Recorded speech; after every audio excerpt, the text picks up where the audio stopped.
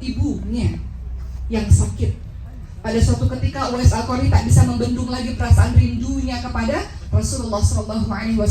Maka Uwais Al-Qarni minta izin kepada sang ibu, "Ibu, izinkan saya untuk datang ke kota Madinah, jauh perjalanan berbulan-bulan lamanya naik unta. Izinkan saya bertemu sejenak dengan kekasih hati saya. Saya merindukan Rasulullah SAW, tak pernah berjumpa dengan beliau, ingin memandang wajah beliau. Izinkan saya meninggalkan ibu sebentar. Izinkan saya untuk menemui kekasih hati saya. Setelah itu saya akan kembali untuk kembali merawat sang ibu." Lalu ibunya kemudian pada akhirnya dengan berat hati mengizinkan, karena anaknya sangat rindu ingin berjumpa dengan Rasulullah SAW. Dalam perjalanan jauh dari satu negeri menuju ke kota Madinah, tentu saja hati Uwais Al-Qarni dalam satu sisi hatinya bahagia ingin bertemu dengan Rasulullah, di satu sisi hatinya merasa sedih karena meninggalkan ibunya. Ibunya dititipkan dengan orang lain, hatinya gelisah sebetulnya. Sampai beliau di kota Madinah, mengetuk pintu Rasulullah SAW, pintu rumah Rasulullah dengan hati yang berbunga-bunga. Sebentar lagi akan bertemu dengan kekasih hatiku yang aku rindukan selama ini. Ketika pintu dibuka, terlihat wajah Siti Aisyah radhiyallahu anha dan mengatakan, Rasulullah tidak ada di Madinah. Rasulullah sedang melakukan sebuah perjalanan jauh untuk sebuah perang, tidak ada di kota Madinah. Kalau Anda mau, kata Siti Aisyah, tunggulah dalam beberapa hari. Rasulullah akan pulang dalam beberapa hari. Maka Uwais Al-Qarni pada saat itu terdiam dan berpikir tentang ibunya. Bagaimana dengan ibuku? Iya, aku mencintai Rasulullah SAW.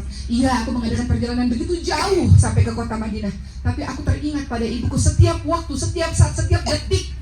Aku tidak bisa meninggalkan ibuku terlalu lama. Maka di hari itu juga Uwais Al-Qarni memilih untuk pulang kembali ke negerinya, untuk pulang kembali merawat ibunya siang malam sepanjang waktu, setiap detik, setiap menit ibunya bersama dengan dirinya, Uwais Al-Qarni. Sampai suatu hari Rasulullah SAW pulang ke kota Madinah dan Rasul bertanya, "Wahai Aisyah, apakah ada seorang pria berciri-ciri seperti ini, seperti itu, namanya Uwais Al-Qarni?" Kata Aisyah, "Betul, ada orang itu datang ke Madinah." Kemudian Rasulullah SAW mengumumkan kepada para sahabat, kepada Sayyidina Umar bin Khattab, kepada Sayyidina Ali bin Abi Thalib dan sahabat lainnya, "Kalau engkau suatu ketika nanti bertemu dengan seorang yang berpenyakit kusta, miskin, ciri-cirinya seperti ini, bernama Uwais Al-Qarni, minta doa kepadanya. Dia bukan orang sembarangan. Dia mungkin tak terkenal seperti kalian semua. Dia mungkin tidak hebat seperti kalian semua di mata manusia, tapi namanya terkenal di kalangan para malaikat-malaikat. Minta doa kepadanya. Minta agar Allah mengampuni kalian lewat lisannya." Bapak dan Ibu, Sayyidina Abu Bakar, Sayyidina Umar bin Khattab, Sayyidina Ali bin Abi Thalib bukan orang sembarangan. Sahabat-sahabat mulia Nabi Muhammad SAW. Tapi Nabi mengatakan, kalau kalian berjumpa dengan Uwais Al-Qarni, minta doa dari lisannya. Minta agar Allah ampuni dari lisan Uwais Al-Qarni. Minta kepada dia. Dia orang yang terkenal di kalangan para malaikat. Karena apa? Birrul walidain, baktinya, cintanya kepada orang tuanya. Kata siapa ngurus orang tua itu enggak mudah, susah, tidak mudah. Butuh kesabaran, kekuatan untuk terus membersamai orang tua yang sudah semakin tua. Maka suatu ketika Rasulullah wafat, kemudian pada akhirnya Uwais Al-Qarni datang kembali. Tak ada orang yang mengenalnya. Orang itu miskin, tak terkenal di penduduk dunia. Lalu para sahabat mencari, "Kalian kenal siapa Uwais Al-Qarni? Adakah di antara kalian yang namanya Uwais Al-Qarni?" Sampai akhirnya Uwais Al-Qarni berdiri di hadapan para sahabat dan para sahabat mengatakan, "Doakan kami. Rasulullah berpesan kepada kami agar kau mendoakan kami." Kata Uwais Al-Qarni, "Saya bukan siapa-siapa dan saya tidak ingin dikenali oleh siapa-siapa." Maka Uwais Al-Qarni pergi dan akhirnya meninggal dunia dalam kesendiriannya. Ketika beliau wafat, banyak orang yang mengantarkan beliau menuju ke perkuburannya. Banyak orang yang membersamai jenazahnya. Siapa mereka? Mereka adalah para malaikat-malaikat yang turun untuk membersamai jenazah dari Uwais Al-Qarni, seorang anak yang penuh baktinya pada orang tuanya. Maka pada hari ini peran kita sebagai seorang anak minta ampun kepada Allah SWT, termasuk saya, kalau belum penuh baktinya pada orang tua. Kadang-kadang suka bicara ketus kepada orang tua. Kadang-kadang suka membentak-bentak orang tua. Kadang-kadang terlalu sibuk, gak cukup waktu bersama dengan orang tua. Giliran ibu sakit, semua orang mengatakan, "Kamu aja yang rawat." Saya sibuk, "Kamu aja yang rawat, kamu aja yang rawat." Tidak ada anak-anak yang mengatakan, "Saya aja yang merawat orang tua saya." Mudah-mudahan kita termasuk orang-orang yang seperti itu, Bapak dan Ibu sekalian. Mudah bagi kita berbuat baik pada orang, tapi tak semua orang berbuat baik kepada orang tuanya. Itu adalah kisah tentang Uwais Al-Qarni. Teman-teman semua tahu kisah tentang Alqamah? kisah Israiliyat, tapi saya mau cerita kepada Bapak dan Ibu sekalian. Kisah ini belum tentu benar kesahihannya, belum tentu sahih, tapi ini menjadi pembelajaran buat kita semua. Bapak dan Ibu pernah dengar kisah Alqamah? Dulu Alqamah seorang pemuda sangat bakti pada ibunya, sangat cinta dan sayang pada ibunya, semuanya untuk ibunya. Giliran menikah, ketika Alqamah sudah menikah, perhatiannya berbalik kepada istrinya. Ibunya tak lagi diperdulikan olehnya, semuanya serba istrinya. Apa-apa minta izin dulu pada istrinya, apa-apa selalu istri, sehingga melupakan sang ibu yang hidup seorang diri. Ibu ini sendiri, tak tinggal bersama dengan Alqamah. Alqamah sibuk dengan keluarganya, sibuk dengan istrinya. Lalu sang ibu mengatakan, Alqamah, kau meninggalkanku karena istrimu, Alqamah. Kau meninggalkanku seorang diri. Lalu ibu ini mengatakan, aku akan senantiasa tak ridha dengan perlakuanmu kepadaku. Aku marah kepadamu ya Alqamah. Aku tak ingin bahwa kau hidup bahagia karena engkau melupakanku, wahai Alqamah. Kan kisah ini, Alqamah dalam keadaan sakit parah. Semua orang memanggil Rasulullah, ya Rasulullah, dia sakit sangat parah. Kemudian dia hidup seperti tak hidup, dia mati pun tak mati. Apa yang harus dilakukan? Rasulullah mengatakan, apakah Alqamah punya ibu? Katakan pada ibunya untuk mendoakannya dan memaafkan Alqamah. Dia susah sebab dosanya kepada ibunya. Dia susah sebab durhakanya kepada ibunya. Dia susah sebab tak peduli kepada ibunya. Maka ketika sahabat datang ke rumah ibu Alqamah, kata ibu Alqamah, aku tidak mau memaafkan Alqamah. Dia melupakanku. Dia tidak lagi memperdulikanku setelah dia meninggal dengan cepat. Maka ibu Alqamah akhirnya tertunduk dan mengatakan, bagaimana mungkin kau melakukan itu kepada buah hatiku? Bagaimanapun juga dia adalah anakku. Aku marah kepadanya, iya, namun hatiku aku mencintainya. Maka ketika sang ibu Alqamah memaafkan Alqamah, Alqamah dapat meninggal dengan tenang. Ini kisah yang tak sahih, tapi kisah ini menjadi pembelajaran buat kita semua bagaimana dahsyatnya lisan seorang ibu. Ibu Alqamah memilih untuk memaafkan anaknya yang telah membuat beliau merasa sendiri. Seorang ibu dahsyat kata-katanya, kalimatnya.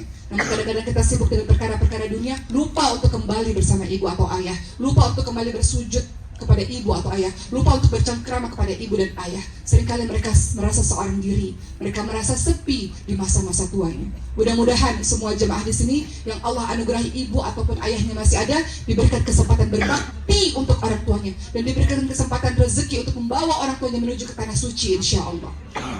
Perannya kurangnya, banyak gak sempurnanya sebagai seorang pasangan, sebagai seorang istri. Istri kadang-kadang gak nurut, kadang-kadang bermuka masam, kadang-kadang mungkin berkhianat, kadang-kadang mungkin menceritakan kejelekan pasangan kepada orang lain. Bapak kadang-kadang kasar pada istrinya, kadang-kadang sibuk dengan gadgetnya atau sibuk dengan kerjaannya. Engkau wahai para bapak adalah imam, memberikan pendidikan agama untuk sang istri, namun sebagian tak melakukannya. Istrimu berkaca kepadamu, engkau adalah teladan bagi hidup mereka. Mereka menyerahkan hidupnya untukmu wahai para bapak. Didik istrimu, namun sebagian para bapak tak betul-betul mendidik istrinya, tak betul-betul mengajarkan Quran untuk istrinya. Banyak kurangnya, banyak salahnya, banyak gak sempurnanya. Allah Subhanahu wa ta'ala mengajarkan satu doa yang menjadi bagian dari doa orang-orang solih dalam surah Al-Furqan 74. Doanya adalah Rabbana hablana min azwajina wa dhurriyyatina qurrata a'yun waj'alna lil muttaqina imama. Ya Allah, ya Allah, jadikanlah pasanganku, keturunanku sebagai penyejuk hatiku. Di antara kita, rumah bukan sebagai surga, rumah panas, banyak bertengkar, banyak kata-kata kasar, banyak kata-kata yang tinggi, tak saling pandang, tak saling berbicara.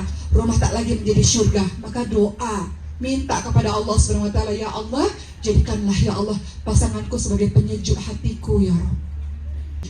Bahkan ketika Rasul sudah menikah dengan yang lain setelah Siti Khadijah meninggal dunia, Rasul mengatakan pada Aisyah, tak ada seorang pun yang mampu menggantikan posisi Khadijah di hatiku.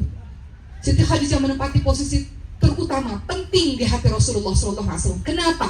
Karena Siti Khadijah membersamai Rasulullah SAW dalam suka maupun duka, dalam sehat maupun sakit, dalam keadaan ada uang maupun tak ada uang. Dalam perjuangan dakwah, Siti Khadijah berada di sisi Rasulullah SAW. Ingat ketika peristiwa Rasulullah SAW menerima wahyu pertama kali di Gua Hira, Iqra bismi rabbikal ladzi khalaq dan seterusnya, Rasulullah dalam keadaan ketakutan menggigil, pulang ke rumah dalam keadaan ketakutan. Sang istri yang menjadi penyejuk hati tak banyak bertanya. Beliau hanya mengambil tangan sang suami, kemudian dibaringkan sang suami, diselimuti suaminya. Diusap kepala suaminya dengan penuh sayang, dengan penuh kasih, ditenangkan jasad atau fisik dari suaminya. Ketika suaminya dalam keadaan yang sudah lebih tenang, barulah sang istri berkata, apa yang terjadi kepadamu wahai suamiku? Maka suami ini bercerita bahwa aku melihat seseorang yang membuat aku, menyuruh membaca, aku tak mengerti apa yang terjadi. Maka Siti Khadijah mengajarkan pada kita, kau orang baik wahai suamiku. Tidak ada seorang pun yang akan membuat engkau merasa bersedih. Allah tidak akan pernah menyanyiakanmu. Engkau orang baik suamiku. Engkau bantu orang lain, engkau bantu orang miskin, engkau sambung tali silaturahmi. Allah akan memberikan sesuatu yang besar untuk kehidupanmu. Maka Siti Khadijah memberikan sesuatu kepada Rasulullah SAW, energi yang besar, kekuatan yang besar. Rasulullah SAW merasakan kedamaian, ketenangan dari lisan seorang istri, yaitu Siti Khadijah radhiyallahu anha. Siti Khadijah membawa sang suami menuju ke seorang pendeta bernama Warakah bin Nawfal untuk mencari solusi dari permasalahan. Siti Khadijah memberikan jiwa, raga, hartanya untuk perjuangan dakwah. Bahkan dikatakan dalam sebuah kisah, ketika Siti Khadijah hendak meninggal dunia, beliau mengatakan kepada Rasulullah SAW, bahkan ketika aku meninggal nanti dan mungkin saja dana yang tidak cukup untuk membiayai dakwah, maka juallah tulang belulangku agar aku mendapatkan berbagai macam keuangan untuk bisa melanjutkan perjuangan dakwah ini. Siti Khadijah menyerahkan jiwa, raga, hartanya agar Islam sampai kepada kita di hari ini. Rasulullah mengatakan, tak boleh mengatakan begitu ya Aisyah. Dia, wanita itu, beriman kepadaku di saat semua orang tak beriman kepadaku. Dia menyerahkan hartanya untuk perjuangan dakwah ini dikala tak ada orang yang menyerahkan perjuangan hartanya untuk perjuangan dakwah ini. Dari rahimnya ada anak-anak, ada keturunan. Dikala tidak ada seorang istri pun yang memberikan keturunan kepadaku. Maka terdiamlah Siti Aisyah. Dan Rasulullah mengatakan, Allah memberikan cinta di sini, di hatiku untuk Siti Khadijah. Rasulullah tak pernah melupakan Siti Khadijah. Bahkan setelah peristiwa Fathu Mekah, ketika itu rombongan orang-orang dari kota Madinah menuju ke kota Mekah menghancurkan berhala-berhala. Siapa yang pertama kali didatangi oleh Rasulullah SAW? Kubur dari Siti Khadijah radhiyallahu anha. Lihatlah ya Khadijah, semua orang berbondong-bondong masuki agama Allah Subhanahu wa taala. Hari ini dan seterusnya kota Mekah akan menjadi kota bagi umat Islam. Cinta yang besar dari seorang Rasulullah SAW. Namun dalam kehidupan kita yang sekarang, perjalanan tak selamanya mudah. Maka Allah ajarkan doa, minta kekuatan kepada Allah Subhanahu wa taala untuk bisa mengarungi semuanya dengan lebih baik. Rabbana hablana min azwajina wa dzurriyyatina qurrata a'yun waj'alna lil muttaqina imama. Maafkan wahai suami, maafkan wahai istri, belum menjadi pasangan yang sempurna untuk kamu, belum menjadi pasangan yang baik, belum menjadi pasangan yang sabar, belum menjadi istri yang salehah, belum menjadi imam yang baik untuk kamu. Saling meminta maaf satu sama lain di bulan Syawal ini.